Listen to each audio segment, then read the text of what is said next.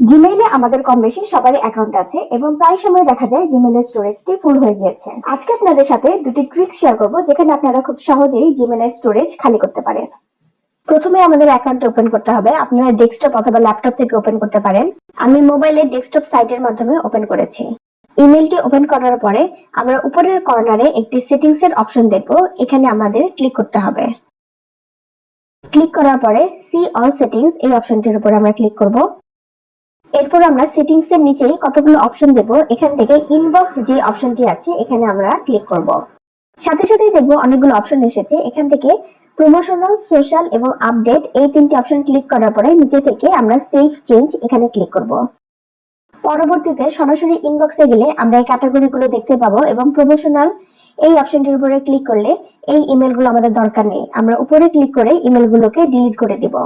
একইভাবে সোশ্যাল এবং আপডেটের উপরে ক্লিক করলেও আপনাদের যদি কোনো ইমেল থাকে আপনারা সেখান থেকে ইমেলগুলো ডিলিট করে দিতে পারবেন। এখন সাইডে যে অপশনগুলো আছে এখান থেকে বিন অথবা ট্র্যাশ যে ফোল্ডার আছে সেই ফোল্ডারের উপর আমাদের ক্লিক করতে হবে।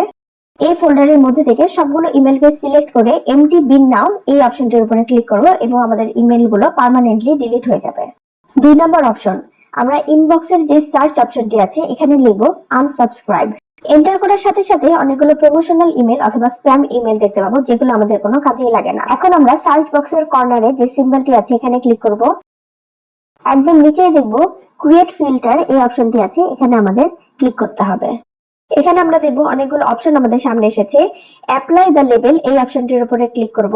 নিউ লেবেল এখানে ক্লিক করব এবং খালি জায়গাটায় লিখব আনসাবস্ক্রাইব এবং নিচের যে ক্রিয়েট অপশনটি আছে এখানে ক্লিক করব।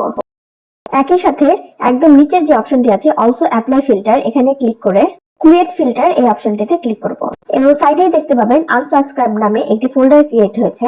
এখানে ক্লিক করলে আপনারা একসাথে সবগুলো ইমেল সিলেক্ট করে ডিলিট করে দিতে পারবেন এবং পরবর্তীতে বিন অথবা ট্র্যাশ ফোল্ডার থেকে ইমেলগুলোকে পার্মানেন্টলি ডিলিট করে দিতে হবে।